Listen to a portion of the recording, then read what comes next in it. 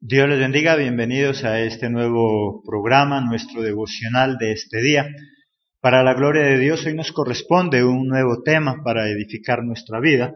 Primera de Corintios capítulo 15 y nuestro tema de hoy, resurrección más que fe. La resurrección es mucho más que tan solo tener fe en Jesús. La resurrección de Jesús es el centro, es el corazón de la fe cristiana, es el corazón del cristiano. Creer en la resurrección de Jesucristo es creer en nuestra resurrección. Ahí en el versículo 13, porque si no hay resurrección de muertos, tampoco Cristo resucitó. Porque si Cristo no ha resucitado, entonces tampoco hay resurrección de muertos. Entonces nosotros tampoco tenemos esa esperanza de resurrección. Creer entonces en la resurrección de Cristo es mucho más que tan solo saber que Él murió y que después se levantó entre los muertos. El verdadero cristiano sabe y entiende todo lo que implica lo que es la resurrección de Jesucristo. Vamos a mirar en esta ocasión qué sucede en nuestra vida con la resurrección de Jesucristo. ¿Qué pasa con nosotros? Porque muchos de nosotros los cristianos simplemente nos limitamos con saber que Jesucristo resucitó, que Jesús murió, resucitó y que está en los cielos, pero nada más. Que muchas personas del mundo no creen en la resurrección. Triste es que son más los cristianos que los de afuera, los que no creen en la resurrección de Jesús. Miremos ahí en el versículo 12. Pero si se predica de Cristo que resucitó de los muertos, como dicen algunos entre vosotros, que no hay resurrección de muertos, el llamado de atención entonces de Pablo es a quién, no tanto a los de afuera. ¿Qué es lo que dice? ¿Cómo nosotros podemos predicar de la resurrección de Cristo si muchos de ustedes dicen no creer en ella? Si muchos de los que hacen parte de la iglesia no creen en ella. Hay muchas personas hoy en día que nosotros vemos que son cristianos, pero siempre hemos dicho, ¿qué es lo que lo motiva a ser cristiano? ¿Por qué se congrega? ¿Por qué dice pertenecer a una iglesia? Porque cree en la resurrección, porque cree que va a tener un más allá, porque cree en la vida eterna, porque cree que Jesucristo puede transformarle su vida para un día estar allá en ese cielo, o simplemente porque le han dicho que en ese lugar oran y consigue trabajo, en ese lugar oran y es sano de sus enfermedades. Hoy en día, lo que mueve a muchas personas es el conseguir un milagro. Es más, podríamos decir que el corazón, el centro del cristianismo moderno son los milagros. Nosotros miramos que la gran mayoría de las iglesias lo que hacen es énfasis en los milagros. Y todos sus espectáculos, todos sus shows y todo lo que hacen va centrado en los milagros. Pareciera ser entonces que el corazón cristiano es los milagros, pero nosotros nos damos cuenta a través de Pablo que el verdadero corazón, el centro del cristianismo no son los milagros. El centro del cristianismo es la resurrección, la vida eterna, la salvación, una vida nueva más allá después de la muerte. Eso es lo que mueve verdaderamente al cristiano, pero vamos a mirar en qué transforma a nosotros esa vida de ahora una vida de resurrección. Vamos a mirar beneficios de la resurrección de Cristo. Primero, nuestros pecados son perdonados. Ahí en el versículo 3, porque primeramente os he enseñado lo que asimismo recibí, que Cristo murió por nuestros pecados conforme a las Escrituras. Nosotros debemos entender que gracias a la resurrección de Jesús, ¿qué es lo que nosotros ahora tenemos garantizado?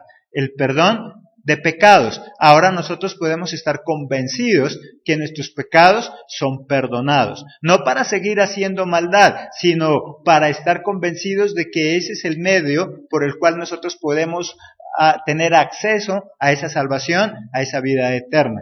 Por lo tanto, la resurrección de Jesús es mucho más que un acontecimiento público en esa ocasión, que a muchos emocionó de saber que Él había resucitado. que Jesús resucite significa que nosotros tenemos esperanza también de resurrección y sobre todo que Jesús perdona nuestros pecados. Segundo, recibimos de la gracia de Jesús. Ahí en el versículo 10. Pero por la gracia de Dios soy lo que soy, y su gracia no ha sido en vano para conmigo. Antes he trabajado más que todos ellos, pero no yo, sino la gracia de Dios conmigo. Pablo, ¿qué es lo que reconoce? Gracias a la resurrección, gracias a Jesús, gracias a que Él resucitó, yo tengo de su gracia. ¿Y qué dice Pablo? Porque yo he trabajado más que los demás, mucho más que los otros apóstoles, y nosotros lo podemos ver. Tan solo con estudiar la Biblia sabemos que uno de los apóstoles que más trabajó, ¿quién fue? Pablo. Pero Pablo reconoce algo. Dice, yo soy uno de los que más he trabajado, pero no yo, sino ¿quién? La gracia de Dios en mí. Y eso nos permite, la resurrección, la muerte de Jesús y su resurrección nos da de su gracia, para que ahora nosotros podamos decir lo que dice Pablo. Nosotros trabajamos y trabajamos fuerte, pero no nosotros, sino la gracia de Dios. Lo triste es que muchos cristianos ya no trabajan fuerte. No pueden decir yo trabajo fuerte, yo trabajo más que los demás y gracias a la gracia de Dios es lo que he hecho. Muchos cristianos hoy en día viven en una somnolencia total. No da lo máximo, no da lo que tiene que dar, sino mucho menos y algunos nada de lo que tienen que dar. Pablo dice, yo doy más de lo que otros dan, yo hago más de lo que otros hacen. Qué bueno que nosotros a través de esa gracia de Dios podamos decir, yo doy más que otros. Aquí en la iglesia yo trabajo más que otros. Como pastor que podamos decir, yo trabajo mucho más que otros pastores, pero no yo. ¿Sino quién? La gracia de Dios. La gracia de Dios es la que abre esas puertas. La gracia de Dios es la que hace que las cosas sean posibles. Tantas cosas que Dios nos regala para beneficio de su obra y que nosotros muchas veces ni siquiera las buscamos. Es más, como iglesia muchas veces hay algunos que lo primero que buscan es dinero para hacer grandes cosas. Pero nos damos cuenta que con la gracia de Dios, sin la necesidad de toda esa gran cantidad de dinero, podemos hacer cosas que otros con dinero no lo pueden hacer. ¿Qué lo hace? La gracia. Hay personas, tanto en lo secular como en lo espiritual, hay personas que no son cristianos, que tienen mucho dinero, pero no tienen la gracia de Dios. Tienen mucho dinero y ¿qué tanto hacen? Nada. Hay otros que tienen la gracia de Dios, tienen muy poco dinero, pero hacen mucho. Eso es lo que hace la gracia de Dios. Pablo dice, yo soy el que más frutos he dado, pero no yo, sino la gracia de Dios. Y qué bueno que nosotros podamos decir, todo lo que tenemos no es producto de las riquezas, no es producto de la gran cantidad de dinero, sino de la gracia de Dios. Porque hay iglesias como personas particulares que tienen mucho dinero y no hacen nada. Y hay otras iglesias o personas particulares que no tienen dinero, pero hacen mucho. ¿Quién hace eso entonces? La gracia de Dios. Segundo, entonces recibimos de la gracia de Dios y su gracia nos transforma y hace que seamos muy diferentes a lo que éramos antes. Ahí en el versículo 9, ¿qué es lo que reconoce también Pablo? Porque yo soy el más pequeño de los apóstoles, que no soy digno de ser llamado apóstol, porque perseguía la iglesia de Dios. Pablo reconoce y dice, es que ya ni siquiera yo entiendo por qué soy uno de los que más fruto doy, cuando yo no era nada, soy el más insignificante. Hay otros apóstoles que son muy grandes, hay otros apóstoles que tienen renombre, hay otros apóstoles que tienen demasiada fama. Yo no soy nada, dice él, yo era un perseguidor de la iglesia. Y por eso en el 10, ¿qué dice? Porque no soy yo, es la gracia de Dios.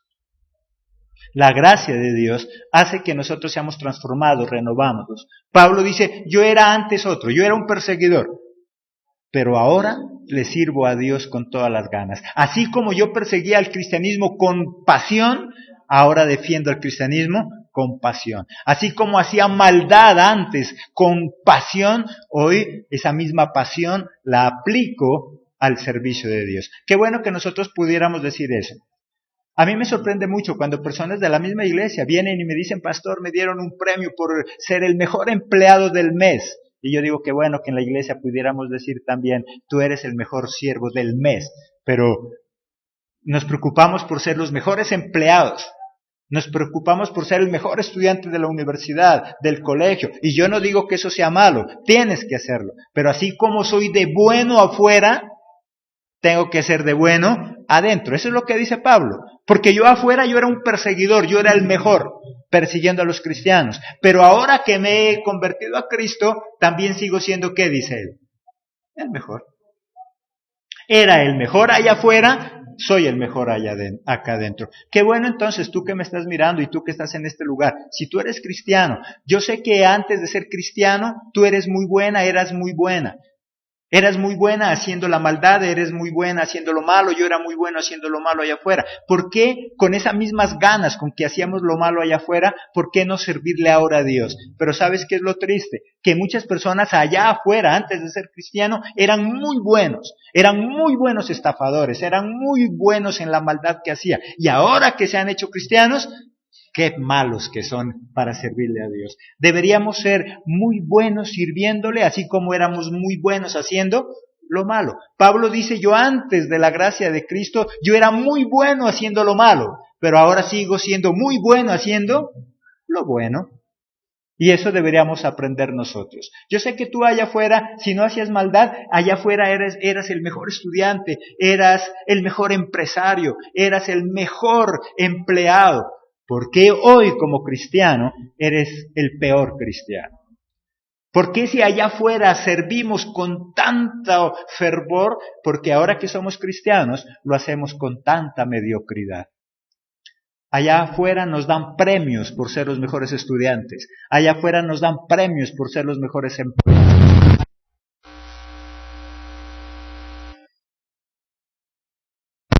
Por empresario.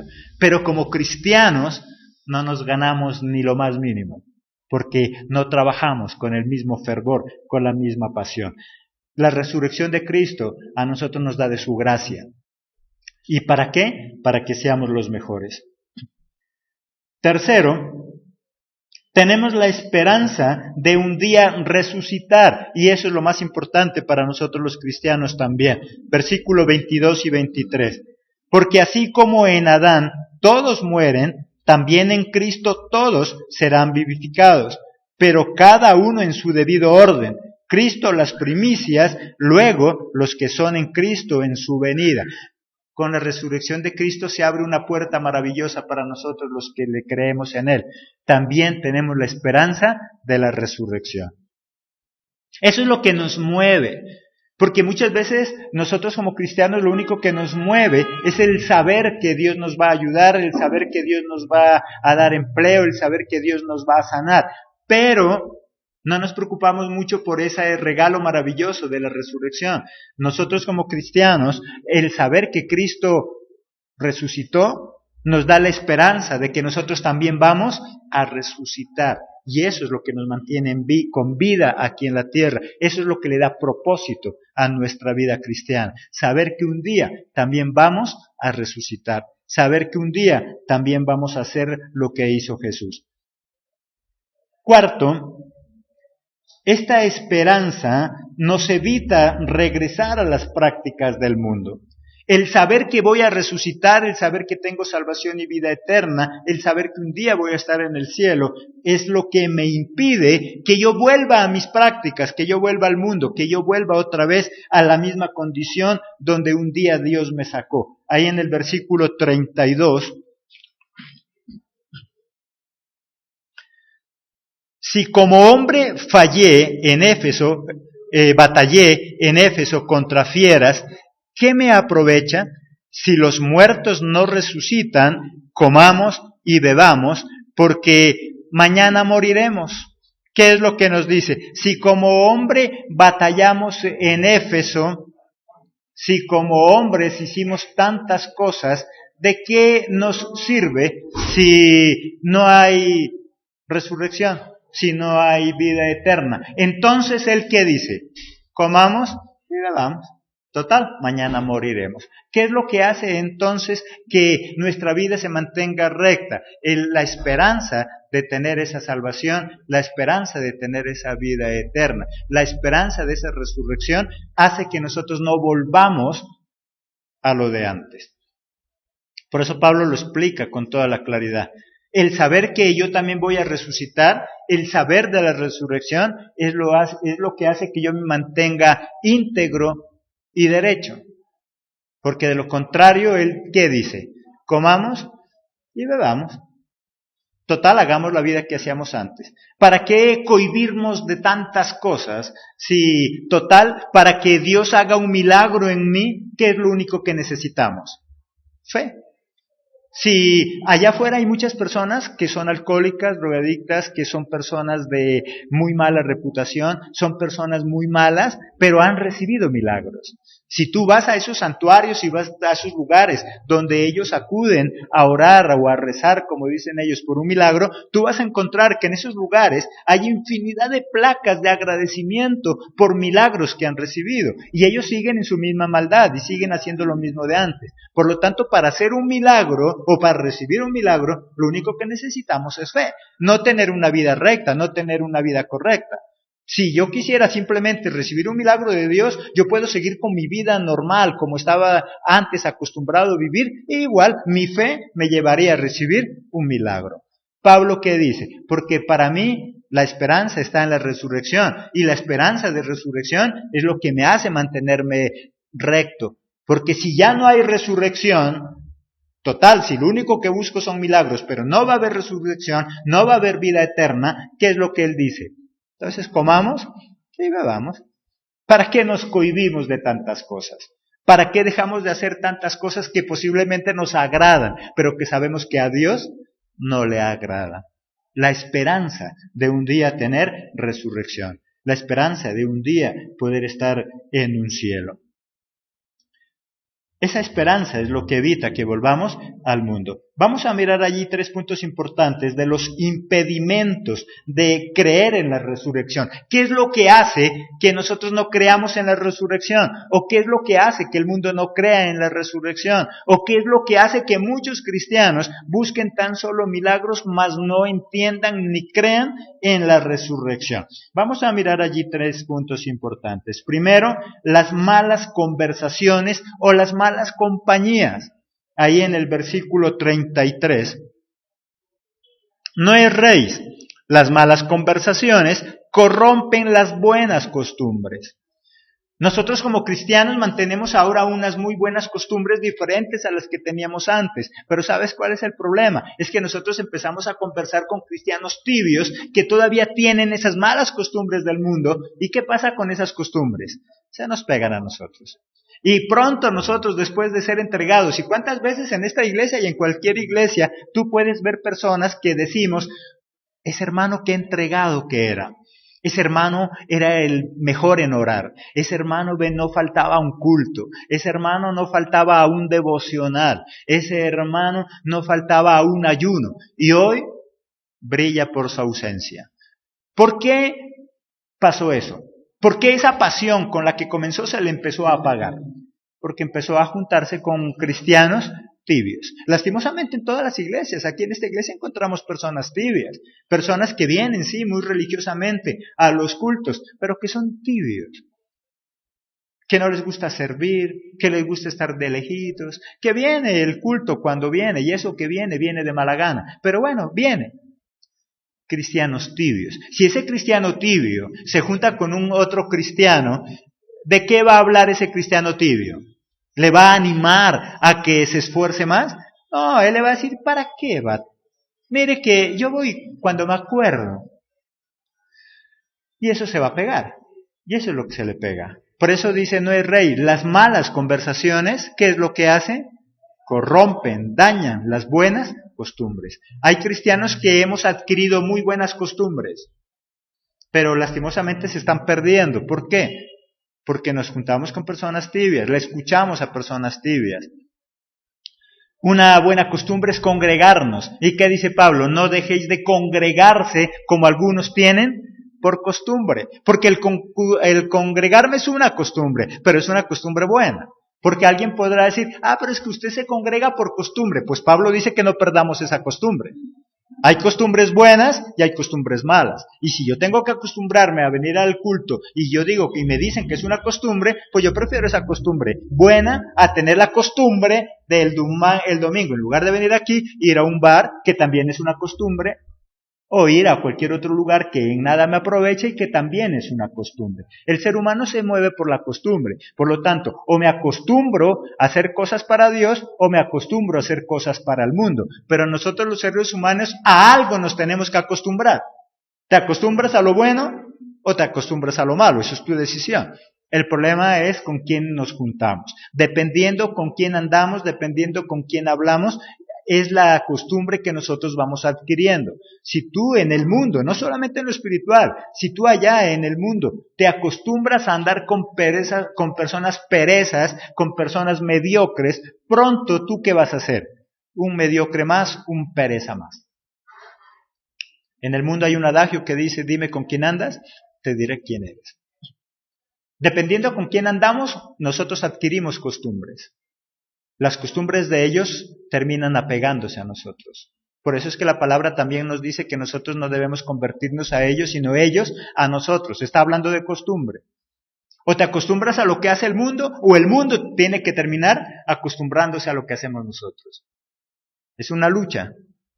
En el hogar muchos de nosotros podemos vivir con personas inconversas, personas que no son cristianas. Ellas tienen sus propias costumbres y tú tienes las tuyas. Pero la guerra y la lucha es ¿quién acostumbra a quién? Hay gente que le llega visita a la casa. ¿Qué pasa? Ponte en esta situación. Tú te estás preparando, te estás vistiendo para venir al culto y preciso llega una visita. ¿Qué harías? Y nos quedan dos opciones. Le puedo decir a ellos, lo invito, voy al culto, o espéreme, voy al culto y vengo. Está en su casa, siga, descanse, le dejo sirviendo algo y me voy al culto. O me acostumbro a no ir al culto. Hay personas que preciso siempre se pierden de los cultos, porque siempre les llega visita en las horas del culto. Y como esa persona quieres sacarte de la vida cristiana, por eso esa persona siempre se le ocurre irte a visitar ¿cuándo? En el momento que tienes que venir al culto, porque ella ya sabe. Ella sí es persistente, ella sí tiene un propósito, sacarte de la vida cristiana. Por eso siempre te va a llegar a visitar a la hora que vienes al culto. Pero como tú no tienes un propósito claro, entonces terminas acostumbrándote. Y después te acostumbras. Y después, aunque ya no haya visita, ya no vienes al culto. Porque ya te acostumbraste.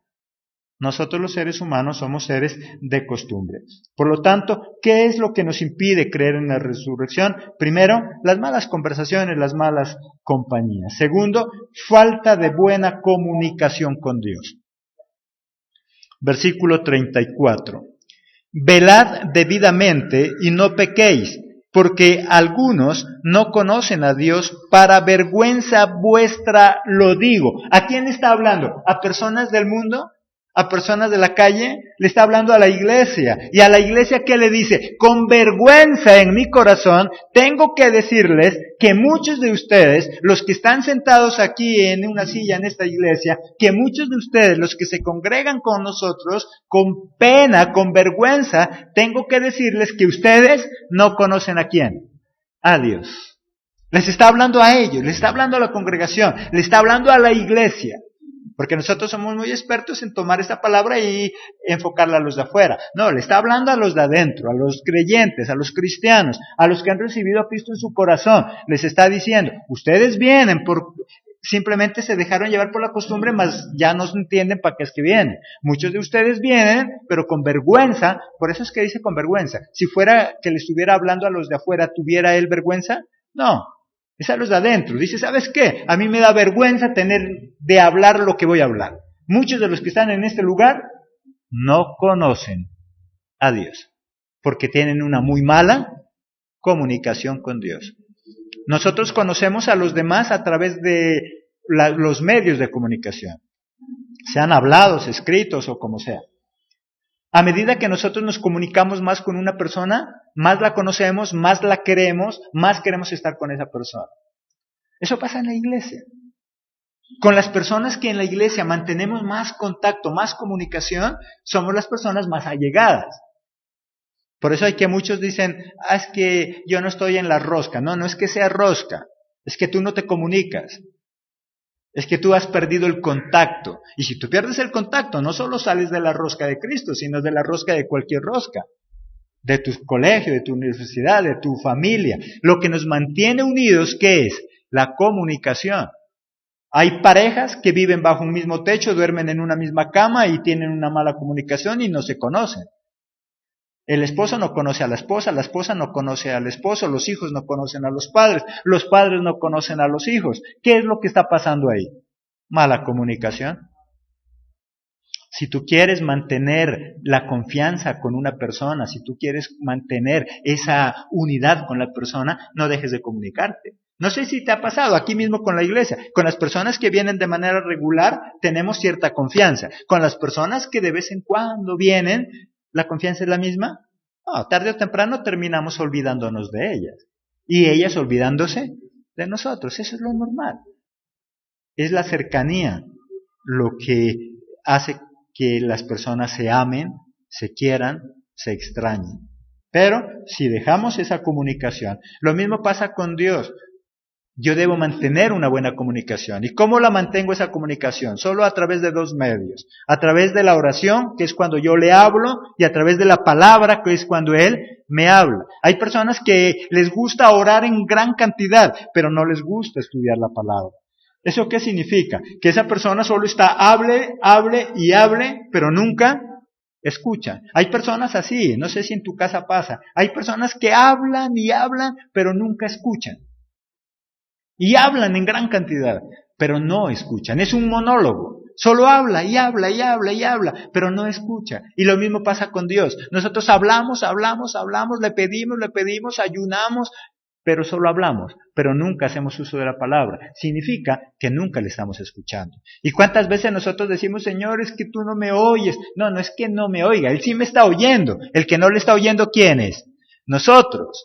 Hace ratos Él ya te dio la respuesta que tú estabas esperando. Hace ratos Él ya te dijo lo que tú esperabas que te dijera. El problema es que tú nunca le escuchaste, porque nunca te atreviste a estudiar la palabra. Y tantos y siendo cristianos, es que, pastor, lo que pasa es que ya parece que Dios no me escucha. ¿Y por qué? No es que Dios no me habla, no, Él sí te habla. Es que tú no le escuchas.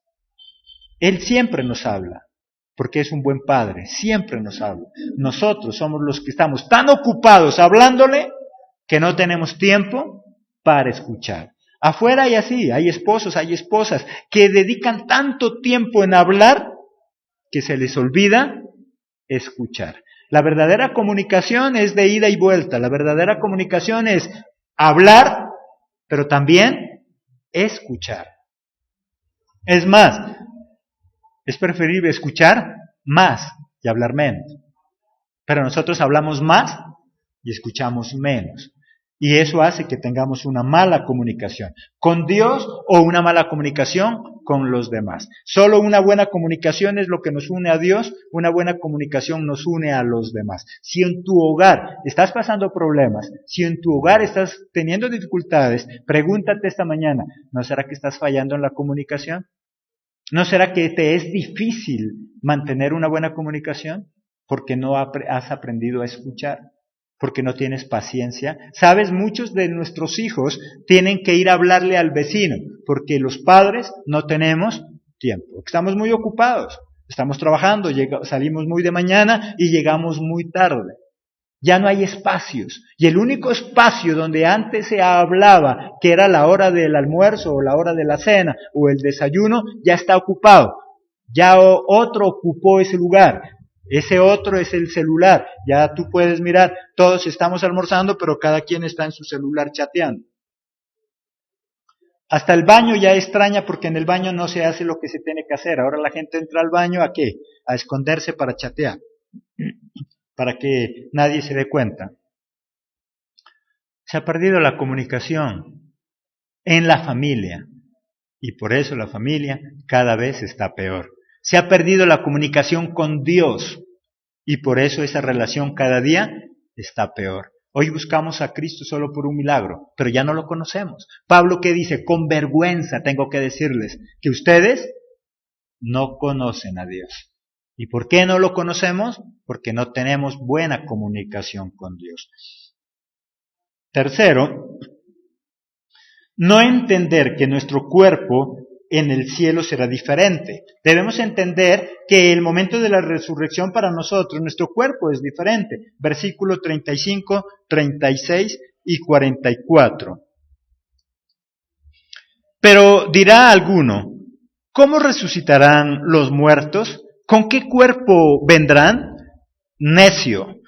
Lo que tú siembras no se vivifica, sino muere antes. El versículo 44. Si siembras cuerpo animal, resucitará cuerpo espiritual. Hay cuerpo animal y hay cuerpo espiritual. Dice que resucitaremos ¿en qué? En un cuerpo espiritual. Esta carnita se queda, porque esto no es más que el estuche. Se queda. Nosotros tendremos un cuerpo que dice espiritual, algo muy diferente. En el cielo no pueden entrar ni carne ni sangre. Ahí en el versículo 50.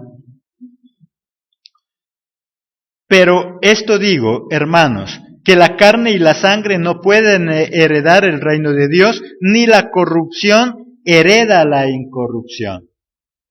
La única forma de mantenernos activos espiritualmente es si servimos de todo corazón en la obra. Y sobre todo, el servir a Jesucristo tiene recompensa allá en el cielo. Veamos en el versículo 58. Así que, hermanos míos, amados, estad firmes y constantes, creciendo en la obra del Señor siempre, sabiendo que vuestro trabajo en el Señor no es, ¿qué dice? En vano. La única manera de mantenernos activos en la obra de Dios es sirviendo. Y la única manera de mantenernos vivos es actuando. Todo órgano que no se utiliza, ¿qué pasa? Se atrofia. Y nosotros somos órganos en el cuerpo de Cristo. Y por lo tanto, si tú no sirves, si yo no sirvo, me atrofio. Y por eso es que vivimos tan mal en la vida espiritual. Por lo tanto, ¿qué es lo que nos dice? La única forma de mantenernos activos es sirviendo. Pero no te canses de servir, porque hay un aliciente. Dice que si nosotros le servimos, tendremos recompensa ¿dónde? En el cielo. Pero ¿sabes algo mejor? Si le servimos a Dios con ganas, no solamente tendremos recompensa en el cielo, sino también aquí en la tierra. Hay gente que le sirve a Dios y solo espera la recompensa en el cielo, y aquí en la tierra vive muy mal. Hay gente que cree que servirle a Dios es sinónimo de pobreza. Hay gente que cree que servirle a Dios es símbolo de una vida arruinada. ¿Y usted por qué vive tan pobre? No, yo le sirvo a Dios, yo vivo por fe. No, es que debe servirle a Dios, pero también es a esperar lo mejor de Él. Dice que nosotros si le servimos a Dios tendremos recompensa en el cielo, pero recompensa también aquí en la tierra. Miremos en Marcos 10:29. Marcos 10:29 y el 30.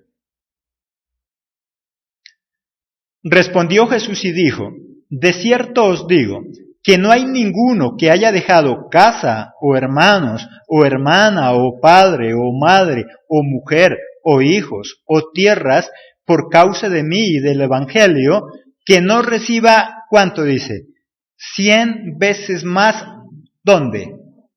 Ahora, en este tiempo, casas, hermanos, hermanas, madres e hijos y tierras, no, ¿qué dice ahí más? ¿Cuánto dice que recibiremos entonces? 100 veces más. ¿Dónde? Aquí en la tierra. Y la vida eterna allá en el cielo. Por lo tanto, entonces, cuando nosotros le servimos a Dios, recibiremos 100 veces más. En la vida venidera, allá en la vida eterna, y también aquí en la tierra. ¿Cómo? En salud, en bienestar, en paz, en poder vivir bien aún en medio de las adversidades. Porque hay muchas personas que se desaniman de servirle porque dicen, es que yo estoy sirviéndole a Dios y tengo los mismos problemas. Yo le sirvo a Dios y igual en mi familia ha habido enfermos. Le sirvo a Dios e igual me he enfermado. es que servirle a Dios no significa que no vayamos a tener problemas. Ese 100 veces más que Dios nos da, no significa que nos va a quitar todos los problemas, no significa que nos va a dar todo el dinero del mundo. Significa que ahora podremos vivir bien aún en medio de la adversidad, aún en medio de los problemas, que podemos experimentar paz en medio de la tormenta. Eso es la recompensa que Dios nos da a cada uno de nosotros. La resurrección de Jesucristo y la nuestra es la que da sentido a nuestra vida espiritual. Si no hay nada que esperar después de la muerte allá en el cielo, y si nuestra vida sigue igual aquí en la tierra, no tiene sentido la vida cristiana. Por lo tanto, podríamos decir lo que dijo Pablo: comamos y bebamos, porque mañana moriremos. Así que este es el mensaje de esta mañana que Jesucristo tiene para nosotros a través de su palabra, los beneficios de la resurrección de Jesús. Lo importante de mantenernos activos, lo importante de mantener una buena comunicación con Dios y con los demás. Si tú eres de los que deja de congregarse, lastimosamente pronto en la iglesia te van a olvidar. Si tú eres de los que dejan de unirse con tu familia, pronto te van a olvidar. Si tú eres de los que adquiere malas costumbres, lastimosamente igual pronto te van a olvidar. La buena comunicación con Dios y con los demás es lo que nos mantiene unidos. Y esa actividad es lo que nos mantiene vivos en la vida espiritual o en la vida secular. Así que los esperamos en nuestra próxima emisión, si Dios lo permite, el día de mañana al horario de las 7:30 estaremos compartiendo otro devocional, otra palabra, otro consejo para nuestra vida. Y recuerda, mañana a las 7 de la noche estaremos también transmitiendo nuestro culto, ese culto maravilloso de adoración, de alabanza y de estudio bíblico que tenemos en este lugar y es transmitido a través de nuestro canal. Dios los bendiga, los esperamos en nuestra próxima emisión.